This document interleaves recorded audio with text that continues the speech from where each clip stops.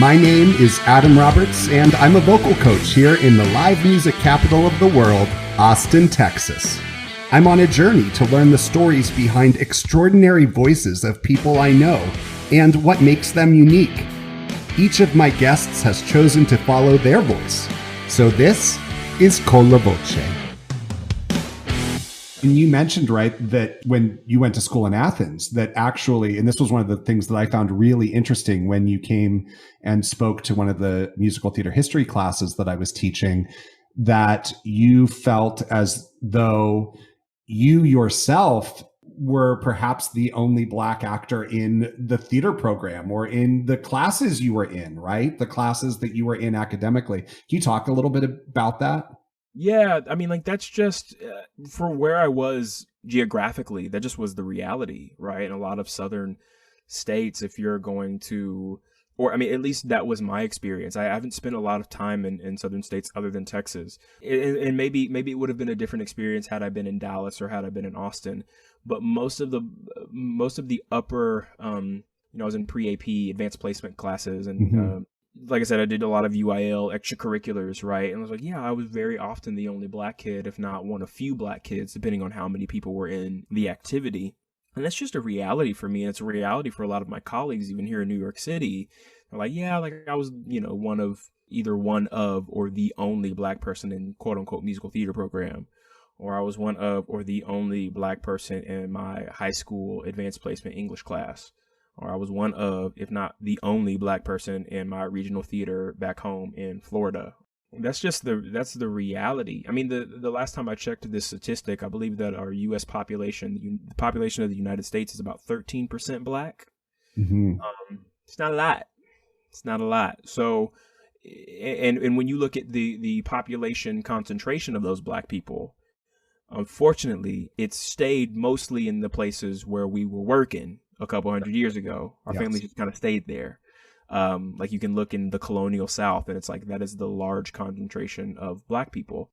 Obviously we're all over the place, but like if you look at the statistics and you go to like places in, like, let's say Oklahoma or like the Midwest, it's like, and you start looking around and it's like, there are no Black people. Like there's been more than enough times in places where I'm surprised. In Austin, I've been in restaurants in Austin, on the north side of Austin, when I'm like, man, really? Like, I don't know if it's something about just this lunch hour that I'm at, but I'm looking at Kirby Lane and I'm like, I am the only Black person in this restaurant right now. Yes. And so like when you live your life with, and again, I'm being more conscious of it. There was a time I never used to notice that.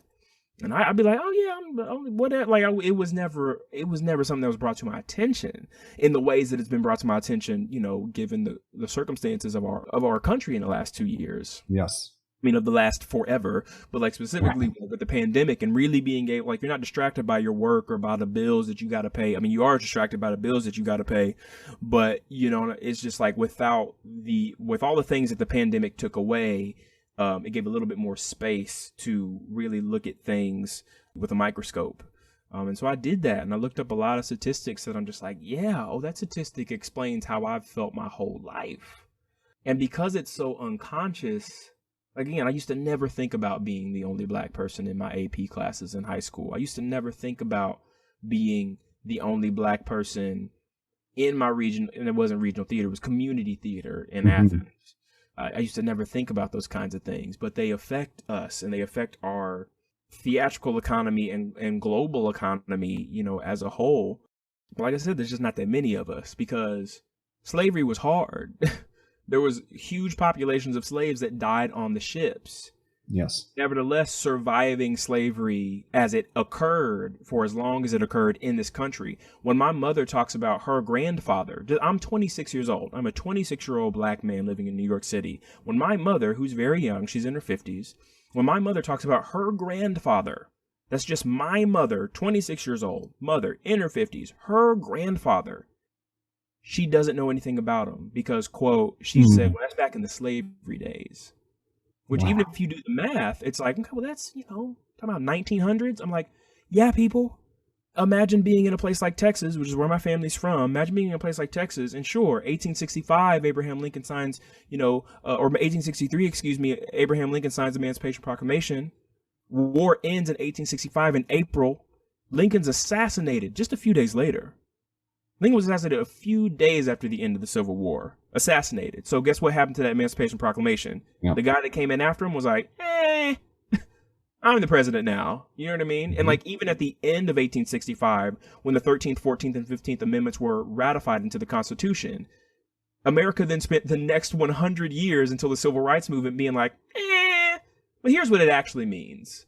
So like, you're fresh out of slavery in terms of it being the law of the land in 1865. Juneteenth, right? Like you'll get April when it was over. Slaves in Texas didn't hear about it till Juneteenth. Yes. For those that don't know your Juneteenth history.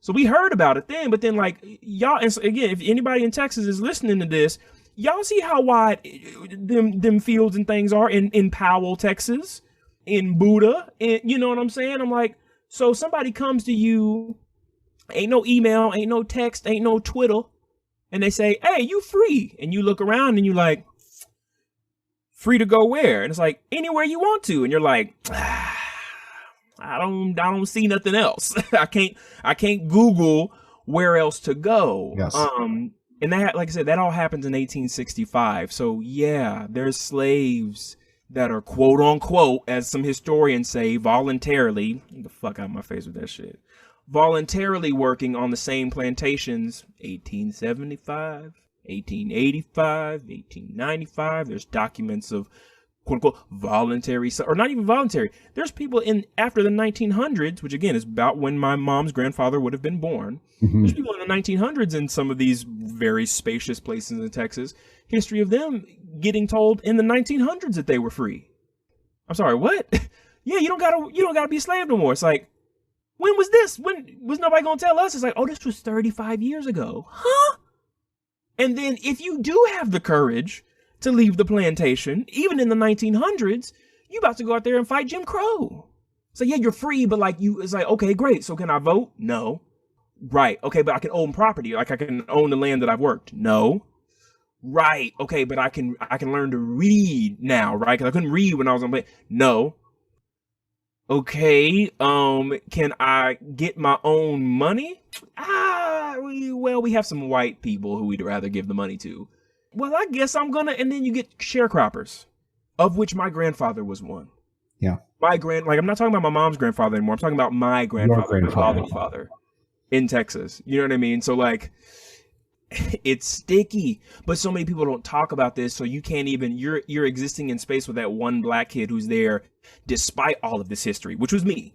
Despite all this history, somehow my parents still did what they did to allow me the opportunity to go to school and be in advanced placement classes.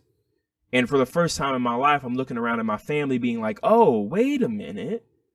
We didn't all, in my family, not just like all people in my community. And again, Athens ain't but Grim, graduated with 170 kids. I'm looking around my family being like, oh, I'm kind of the person that's had the most opportunity in my entire family. Oh, man. When you've made your way into these advanced placement classes, when you've made your way into these theatrical spaces, they don't see that because nobody's been taught that. Nobody's had to talk about that. Everybody wants to, in an effort not to be racist, you've like shied away from the things that do make me different from you, different than you if you're a white person. Yeah.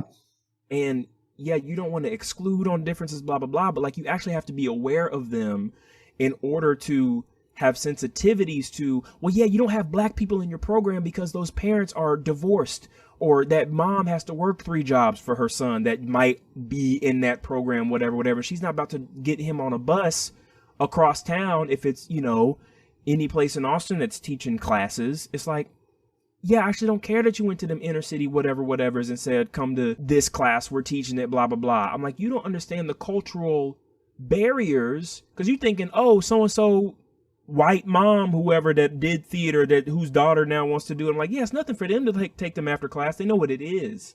They went through it themselves. Theater moms or whatever it is. And I'm like, that's not the case for a lot of black people. And even the black people who have gotten through the system, and people my age that have parents that are doctors, even there, I'm like, but you go back just 2 more generations and you look at those black doctors and their grandparents, it wasn't possible for their grandparents. And you have to be more aware of that when you're talking about equity in the theater. Because if you're not, you're going to be missing a lot of the information when you feel like you had a initiative or whatever, and you look around at your cohort for whatever the company is, you know, kids learning how to do theater, whatever it is, and you got 100 people and you don't see any people of color and you don't see no black people. These are the beginnings of the reasons why. Because slavery and us being free on paper wasn't but, what was that, 160 years ago? Much less than we actually were enslaved. But like, we're not talking about that. So I'm trying to talk more about that, and I'm trying to be more of a resource of information without being everyone's black friend that they then come talk to about these issues. Well, and I so appreciate what you're talking about, awareness. That was the impetus for this podcast in the first place, because, you know, as a white voice teacher and vocal coach, these are the things that I need to know from so many perspectives, not for my work, but as a human being. Yeah. And the true privilege of getting to work with you, of getting to work with Michelle, of getting to work with so many wonderful Black artists and artists of color has informed me like no other part of my work in what it is that I do. And so the desire to share that with others in our industry, in our community, in whatever small way that I can, is the impetus for these discussions. And I so appreciate that you are willing to have them.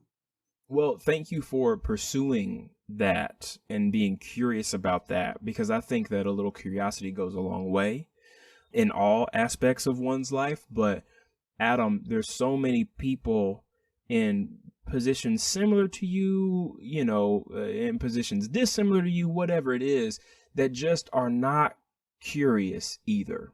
That are like, we gotta blah, blah, blah, and EDI and this and that and this and this. But it's like, but are you curious about why you're not seeing more EDI in the first place? Yes. Because if you're not, then all of these mantras you want to throw up about we're in this together and the pandemic is hard and George Floyd's hard for me too and Breonna Taylor and blah, blah, blah. I'm like, I actually don't care, because you don't have a curiosity to understand why we got here in the first place. Because if you're talking about Breonna Taylor, you're talking about George Floyd, you're talking about Ahmaud Arbery, you're talking about Botham Jean, you're talking about Trayvon Martin, you're talking about any of these people murdered, right? When you talk about it and you're not interested in, but why are we here? What are the incremental decisions that, yes, unfortunately, if you're white in America, that your ancestors put in place for us to incrementally over time be here? If you're not interested in that, and you're not interested in pursuing the information for yourself as a person, don't do it because you think it's going to get you more revenue for your theater or your this or your blah, blah, blah, da, da, da, da. Because you see people are like now, you know, protesting it and like not, you know, boycotting you and whatever. It's like, no, you just have to be interested in this as a human being for us to get to a place where it doesn't color your decisions, even if it's implicit. Because it does. It really does. Like, there's so many white people that I've come across in musical theater that, like, when I talk to them about Athens, Texas, it's like, what? Question mark? But the same thing happens when I talk to black people from the DMV, you know, sure. Washington, D.C., Maryland, Virginia. Very different experience. It's like, oh, black people all around here, yes. You know? But again, it's like black people all around in what was, quote unquote, the North of the colonial South. Like, that's where black people went to try to get theirs when slavery was supposed to be no more. You know what I'm saying? So like, or even in New York, right? Like, it's like all of these arguably more affluent black people that went up north. You just got to be able to see the connections and be curious about the connections. And not all of the connections that I've illustrated here are going to be the case for every black person. There's tons of black people that are first generation straight from Africa, you know what I'm saying? Or from Jamaica, or from all places. And if you talk to black people whose families have been overseas for the last few centuries, right? Like, it's the diaspora is wide. And those are stories that needs to be told and that should be told and that should be part of the work that we do.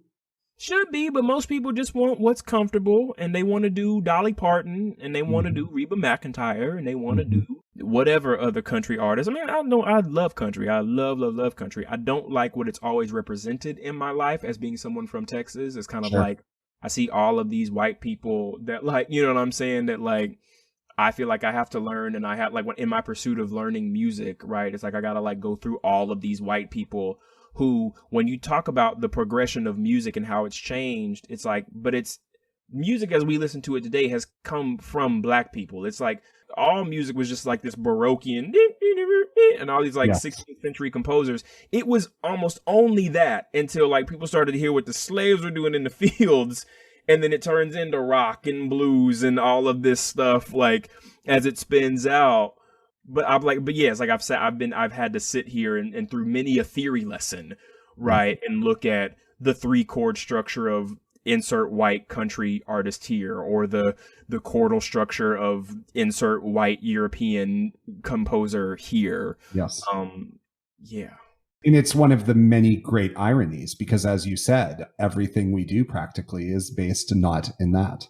Especially with musical theater. Like, I mean, yes, it needs to be dismantled in all forms of music, all forms of media. But like when musical theater specifically is positioning itself as, it can be anything, and we're telling stories in all different kinds of ways, and you can do a Hamilton that doesn't sound like 1776. Like, musical theater tells us that we can dare to dream in those ways.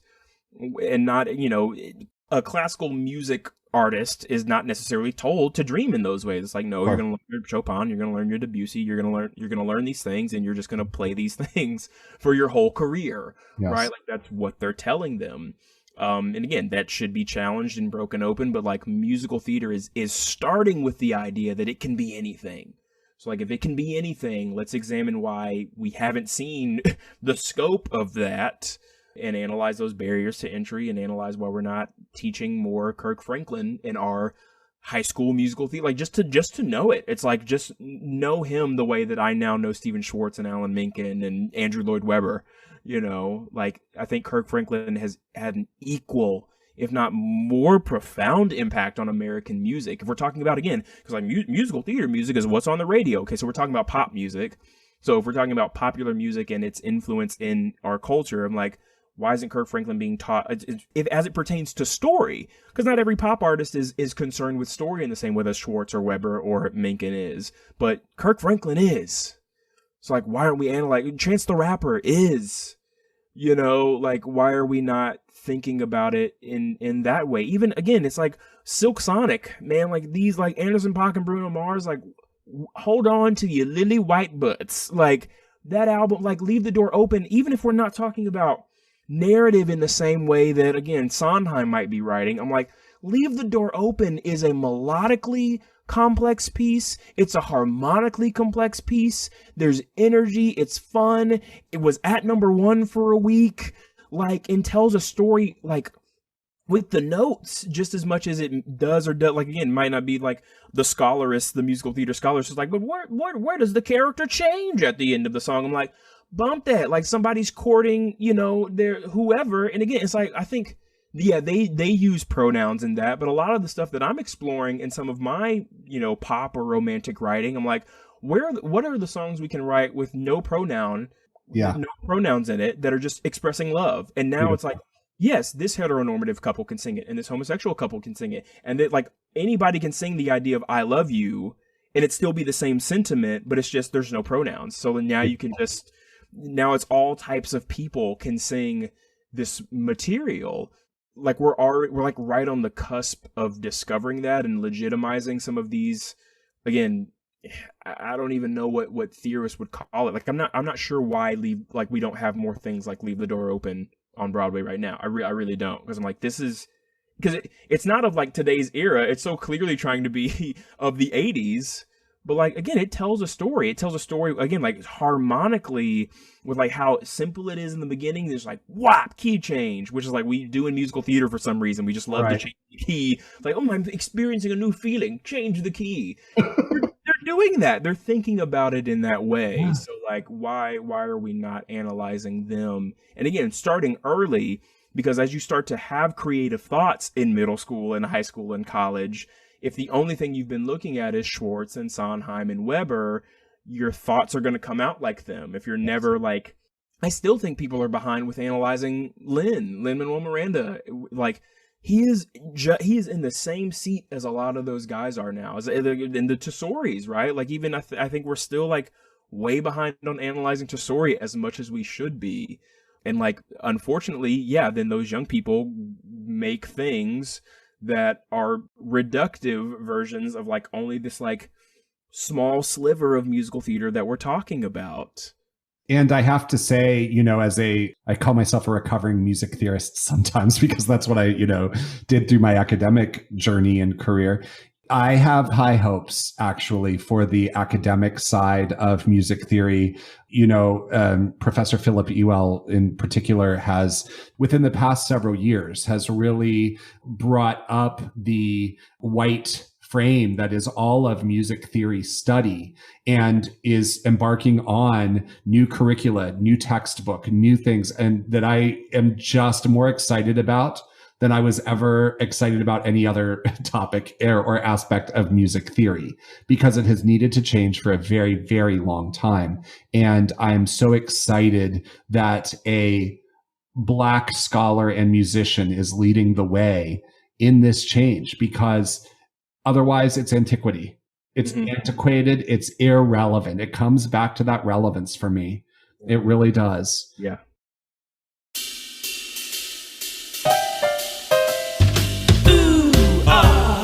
Tell me what you know. Tune into Voice Memos.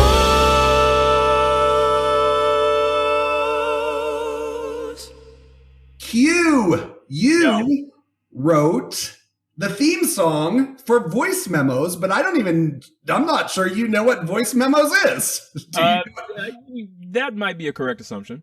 You're about to find out. So Voice Memos is a segment that we do on Colla Voce, and it's for fun. It's to get to know a little more about you. But today, because we all know our favorite things change from day to day, so we're not holding you to any of these things for the long haul, but I'm going to ask you 10 questions about your favorite blank, and I can't wait to hear how you respond. Alrighty. First question. What is your favorite artist in any genre? Lin-Manuel Miranda, of all the things he does. All right. Your favorite song in any genre? When You're Home in the Heights, written by Lin-Manuel Miranda. Wow, he's getting quite the shout out here. Your favorite educational endeavor? Teaching music in any form, fashion, to any person who's willing to learn. Whoa. What about your favorite musical group? Currently, it's Lawrence, the band, signed to Beautiful Mind Records, which is John Bellion's record label. Amazing. I was like, get Lin-Manuel Miranda in there. You could. He has his group. Okay. Favorite thought leader? Brene Brown is up there. Simon Sinek is up there. Start with Y. Yeah, exactly. He's up there for me right now. Yeah. Love it. Favorite trailblazer? I'm gonna pivot off Miranda to someone else in his team. I'm gonna have to give that one to Alex Lacamoire for the sounds that he's brought to Broadway in the last 15 years, when there wasn't really a template to be like, oh, I want Heights or Hanson or Hamilton to sound like. There was nothing there. They really trailblazed with a lot of their material. And also just such a cool guy. Like what a cool person, Oh man, he's so kind and so generous. Yeah. Your favorite inspiration? Oddly, it's been music YouTubers as of late. When I'm stuck and when I'm tired of reading and I don't want to focus anymore, I'll go waste an hour or two with my favorite music YouTubers, and I feel reinvigorated, because somehow there's people with millions of followers on YouTube who are just as big a nerd as I am about music theory, And I just never saw that. I was like, I thought music theory was like so uncool, but like here's these millions of people who are watching these stories on YouTube. So it charges me up. It's the coolest. That's what my degrees are in. Music theory. It's the coolest. It's the coolest thing. Musical style. Gospel. Yes. I mean, it's just, yeah. I love it. Your favorite place to write music? Currently, it's here in this little nook with all of my instruments. I have my instruments behind me, my guitar, my bass, my ukulele, my electric guitar. I have my MIDI keyboard. I have my piano to my right. So I'm just kind of surrounded by music. So this is my spot. Love it. And you said you're out in Brooklyn, right? Brooklyn. Yes. And finally, number 10, it's always the same question. Your favorite podcast host? I'm gonna go with Adam Roberts is definitely in the top 5. Okay, there we go. I'll take the top. That's a pretty high ranking. I'll take the top 5. And that was Voice Memos. Before we get back to our interview, a big shout out to Riley Wesson for editing this episode, Scott Ferguson for graphic design, and J. Quinton Johnson for writing and performing the Voice Memos theme. Voice Memos. And I think you just answered the last question that I was going to ask, which was about, your hopes. You talked about your hopes and dreams for the future of commercial theater. And I was going to ask you about your hopes and dreams for the future of arts education. And I think that was one aspect, what you just mentioned. Is there anything else that you would add to that? Yeah, no, I mean, it's just like the horn needs to be sounded out to every arts administrator in the country and in the world. But we can start with America. But I'm like, if you are running an arts program, if you are a teacher of theater, teacher of music, we teach music as early as elementary school now. And you get on the recorder and you do high crossbones, any of you potentially listening to this podcast, let's start restructuring how we introduce music to people now. Let's do it now. Because, you don't know the types of shows that will exist. Because if you teach somebody hot cross buns, and if you're teaching them harmony, it's like you don't know how something could unlock in them if instead of going to the 1 chord and the 5 chord back to the 1, if you just show them that it can also sound funky going to the 1, to the 2, to the 3, to the flat 7. If you show them that, because that's happened to me in the last year. I recently read Victor Wooten's The Music Lesson, which if you are a arts educator, if you are teaching music to anybody, I don't care if it's 5-year-olds, you have to read this book, because it breaks open so many of the things I had to unlearn from my theory brain, from my college music brain, of what works and what doesn't. I was like, yes, a minor second works. It works. A minor second works in function as a major 7 chord with the minor second in between. And I've done workshops, Adam, where I've showed people that in real time. It's even if you're a theorist, conceptually, you're yeah, that works. But you might hear that blah, blah, blah, blah. You might hear it and be oh, well, that doesn't work. I'm no. Just put the, you have to contextualize it in the right way, which we already do in musical theater. The things that maybe don't work, quote unquote, in classical music, if it's, you don't like that tritone, or again, you don't like that major 9, or whatever it would be, if it's a C to D flat, but an octave apart, it's that doesn't feel blah, blah, blah. It's yeah, but maybe the character feels that. So maybe you have to utilize that weird clustered chord, or if we're talking about 12-tone equal temperament, maybe you have to use every note in the chromatic scale to express that, just wah, wah, wah, whatever it is. Maybe you have to do that. Maybe you have to do a 4-beat rhythm that's not quantized perfectly to 16th notes, and instead it's a quintuplet swing. Maybe the character needs that, but it's I would have never unlocked the concepts of septuple and quintuple swing using my theory brain, because my theory brain is just 1 and 2 and 3 and 4, and we never ever in anybody that I've ever worked with ever have talked about swing. Yep. ever. So I'm like, yes, 5-year-olds. As soon as you're talking about 1 and 2 and 3 and 4 and tell them that it can also be felt as 1, you know, or especially the 16ths. Because if you're lucky and you get to college and you're starting to look at a lot of jazz, yeah, maybe they go like ba do ba do ba. You'll learn a little bit about the swing 8ths, but like no, get in there and talk about the swing 16ths. One is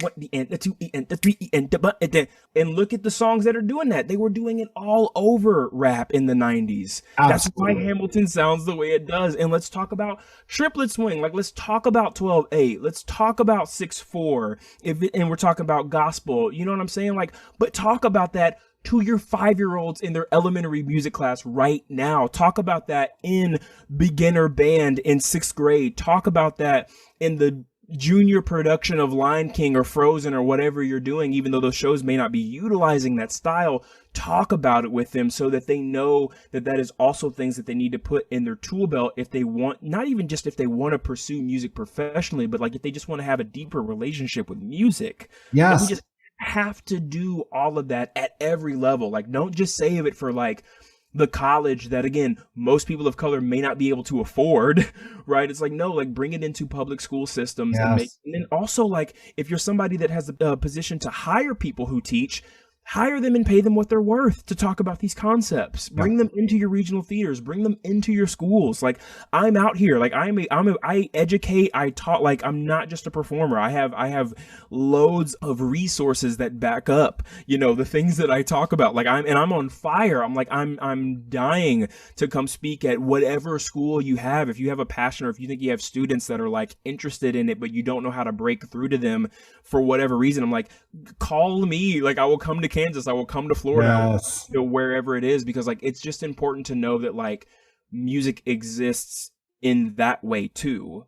And again, the earlier you can start talking about it, the better, because that's going to shape people's imagination for the rest of their lives, which is going to lead to more enriching, more interesting and different, diverse, right? Everybody loves it around the diverse, but it's like the more we talk about, and like, oh my, like world music, right? Like, yes, things that are like not really even on the grid in 4. It's like it's kind of like 4.5, like, you know, like microtones. When you talk about like not like going outside of 12-tone equal temperament, and you're talking about music that is, you know, sliding through these half tones of pitches. It's like, I mean, I learned about microtones for the first time last year, and like the color that they add of like, oh yeah, it's not really F sharp and it's not really G, it's somewhere in the middle. Absolutely. And like the beauty in that. But like, again, like the classical person can be like, what, how can you play a note that's not one of those two? It's like, well, if you weren't in the West, you wouldn't be questioning that, right? Like you have to know that, and you have to have teachers that are passionate about explaining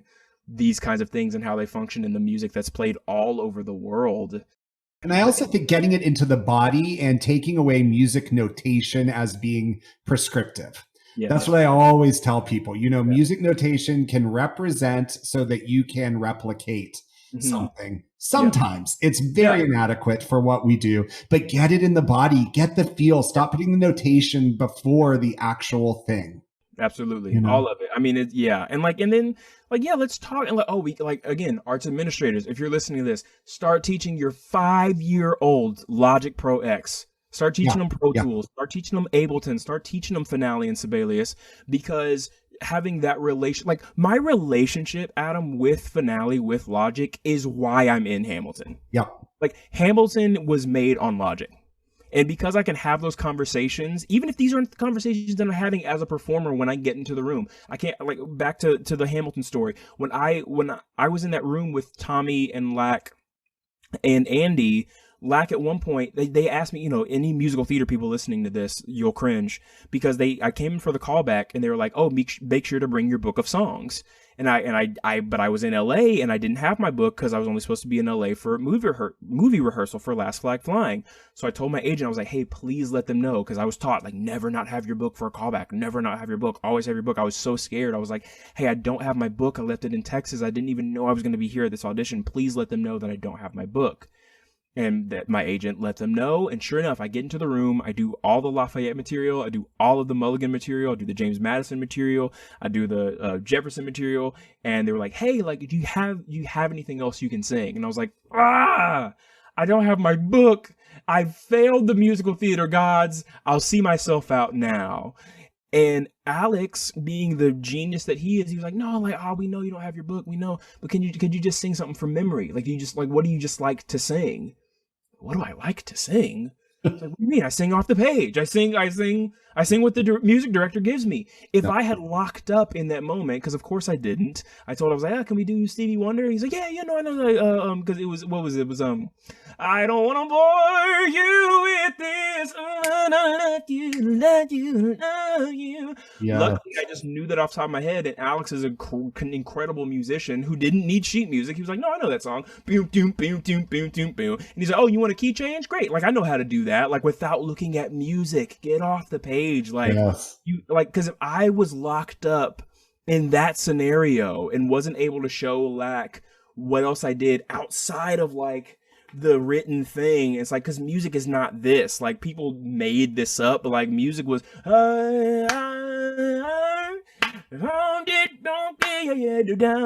like, I'm not reading music for anybody that's listening. It's like, I made that up. It's in me. It's around us. You have to listen with your heart and channel it through you, right? But in my musical theater training, that's not what I was ever taught. I was taught written word, written notes.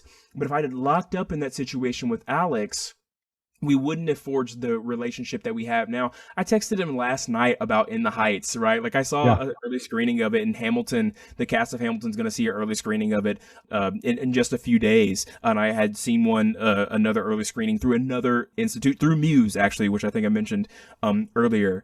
And I saw it there, and then I texted him after. I was like, yo, the movie's incredible. Oh my God, like, I love the movie, blah, blah, blah. He's like, oh man, thanks, man. I was like, hey, like, and I texting him this. I was like, hey, like, do you think Bill Sherman, who's another guy that's done the music stuff for Hamilton and Heights and all these things, he's like, do you think Bill would want to talk to me? Alex texted me back immediately. He's like, yeah, like, I'll connect with Bill. Like, I wouldn't, like, Lack is a musician. If I was like a locked up performer, I would have never, like, he would just see me as a performer. He'd be like, oh, like, you're a performer that I'll call when I need to like perform things. But because he's seen me now like as a musician, he's brought me further and further into the fold of how things are made, because I'm curious about them, and because I know that like I don't have to be barred, like my creative ideas don't have to be barred by that. But then I've also learned how to read music so well and like, this is a short thing, and I absolutely don't mind sharing. When I auditioned for Wicked, I got the offer for Fiyero on Broadway. And I maintain that I got that offer. I couldn't do it because I really needed to come back to Hamilton to focus on my composition. But when I got there, the music guy for Wicked, I think it was the associate music director at the time, on Wicked, if for any of you that have auditioned for Wicked, on the packet it says, do not change the rhythms. Sing everything as it is on the page. Don't change anything. Don't do any riffs. Do what is on the page if you're auditioning for Wicked. And so I was there for my callback for Fiyero. And because I had such a deep respect for composers and how they chart things and how specific things have to be when you, in fact, are doing it on stage, I knew the notes cold. I knew every cutoff. I knew every inflection. I knew what was on that page and what they were going to allow me to do off the page, because they even had their option notes written in, right? They've spent the time to do that. So when I go in and I'm singing, what is Fiyero saying? Let's go down to the Ozdas ballroom. We'll meet there later tonight. I knew all my accidentals. Like, I knew where it was sharp and where it was natural. I knew all of that cold. And I wasn't like nervous about it. You know, there's so many like young people that are like, oh, I sang the wrong note and it was supposed to be a B flat and I sang a B natural and blah. It's like, yeah, but you got to get to a place where you're not thinking about that, but you know what it is at the same time, because like it's remembering to forget. Like your lines. Yes. And I remember I sang, that cut of Dancing Through Life, and I finished it out, and the music supervisor sat there, like the director gave me, tons of notes, like notes just to think about, because she was so excited to work with me. So she just gave me a ton of contradicting notes and was like, have fun with that. I don't even know if half of what I just said makes sense, but you do something with that. And then it went, and she like looked at the music guy, and the music guy was sitting there looking at the page, like, because most people that come in, they try to like do their riffs or they try to do whatever, and then they have to rein them in, whatever. And he's sitting there looking at his paper, and he's like, "Well, your rhythms and notes were perfect. Maybe sing dancing instead of dancing," which like I guess I did at the very end of the cut. I went, I was like, so keep dancing through, but it's written to be dancing. So he was like, maybe say dancing instead of dancing. And I was like, okay, whatever. Yeah. And then I did, maybe I'm brainless, maybe I'm wise, you got me feeling. Even I did that cut. Same thing, like everything was right, like the up that I fell. Everybody, takes liberties with that. On the page, it's not this big thing. It's just like, somehow I'm feeling, it's up that I fell. It's like triplets, something weird that isn't necessarily intuitive. But that's what years ago, Stephen and Lack and Stephen Aremus had said, like, this is at the bare minimum, it has to be this. Yeah. Right? Like, that's what the page exists to be, especially for these huge shows. And like, because I gave honor to that first, he's sitting there being like, well, I know you can read it because like you've done it perfectly twice now. Do what you want this time.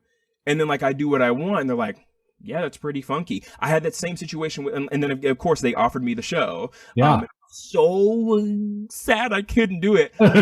Similarly with Lack, it was like when Lack saw me do In the Heights at the Kennedy Center, it's a different relationship, obviously, because he's not like maintaining the show as he is with Hamilton. He's, a little distance from it. But like Lack's pretty particular about like when you do a riff or when you do a run or whatever, it just has to be tasteful and it has to be like geared toward a character's journey. And one of the first things he said to me, one of the best compliments I've ever gotten in my career, he like saw that show. I, had some little tasteful things I did with Benny. And he was like, yeah, man, no, some of those riffs and some of those turns you were adding in there were really, really nice, man. And I was like, and when coming from someone like him, it's, yeah. Here's it all as the length of this is for just to show that it's like, it is both things. Yeah. It's like, I can read it deathly well and I can go off the page at the same time. And I know, but it's me going off the page is informed by the page. Cause like, honestly, when you start auditioning for a lot of this Broadway stuff, it's like, these cats are funky. Like, Aremus is funky. Lack is funky. Yep. Like, I mean, Daryl Waters is funky. Zane Mark is funky. Like, you could name all of these orchestrators and arrangers who are responsible for putting this stuff on the page the way they want it to be done. That's been agreed by the composer and by, anybody else that's working on it. They put some cool stuff on the page that like gets lost because people think they're going to come in and be like, well, I'm going to sing the higher option or like whatever it is. And I'm like, that can be useful. But more than likely, if you're a young person auditioning for something, you haven't thought through whether or not it's useful. You're just doing it because it sounds cool. You know, like with the Fierro stuff, he has a nice little high thing for, let's go down to the Oz Dust Ballroom. We'll meet there later tonight. We can dance till it's light. Find the prettiest girl. That find is pushed in the sheet music. Like, how cool is that, right? Instead of like... like you could have any other thing that, Leo Butts or whoever's done. It's like, oh, but that little nugget that people be like, oh, like that's how Q does it. I'm like, no, that's the page. He has like the written option for like, right on down to the Oz Dust Ballroom. It's like that goes up. Like there's a little small note up there. It's like, find the prettiest girl, give her a whirl, right on down to the Oz Dust. That's on the page. And people are like, bro. Oh, it's like they put it there. Like, it's right. But like when you honor that, they know immediately, like, oh, like you get it. So now you've like leapfrogged, as I've done in my career, kind of going back to what we initially talked about. Like people called me a unicorn, or like Q's path isn't typical, but like my skill set isn't typical. And so when I showcase that, when I get the opportunities to showcase my non-typical skill set, they say, well, yeah, you can just replace Oak on Broadway, even though you've never done anything other than regional theater. They say, oh, yeah, this is my first audition for Wicked, my first time meeting any of these people. Yeah, you can just do Wicked. You can do Fierro on Broadway. Yeah. Oh, yeah, like it's so crazy. But like none of the things that have helped me the most in my career could I point to like any institution and say like that was the mantra of that institution. It was always, no, that was like the mantra of Maggie Mizell. That was the mantra of Lynn Kenning. That was the mantra of Alan Robertson. Right. So like just get your mantras and your mantles. And again, like, and I all those people I named were people I met. Like I met Maggie Mizell when I was 14, didn't like do a show with her till I was 15. I met Lynn Kenning when I was 18. I met Alan when I was like 18, 19 years old. It's like, no, like let's start doing, like imagine what would have been possible had I learned a lot of those tenets and I learned a lot of those ideas when I was 5 starting school. You know what I mean? Yes. And then you take all of that and you mix it up together in this wonderful concoction that is ever changing, I think. And that's part of the joy. And hopefully it will remain ever changing. That's certainly my hope. Absolutely. Q, thank you so, so much. It is literally always such a pleasure and a pleasure, an intellectual journey, a journey from the heart, a story every time that I get to talk with you. And I can't thank you enough for being here with us today. Thank you so much for having me. Absolutely. And I'm looking forward to the next one. Yes. All right. Take it easy. Thank you. Thanks for joining me on today's episode of Colla Voce. And until next time, remember, follow your heart and follow your voice.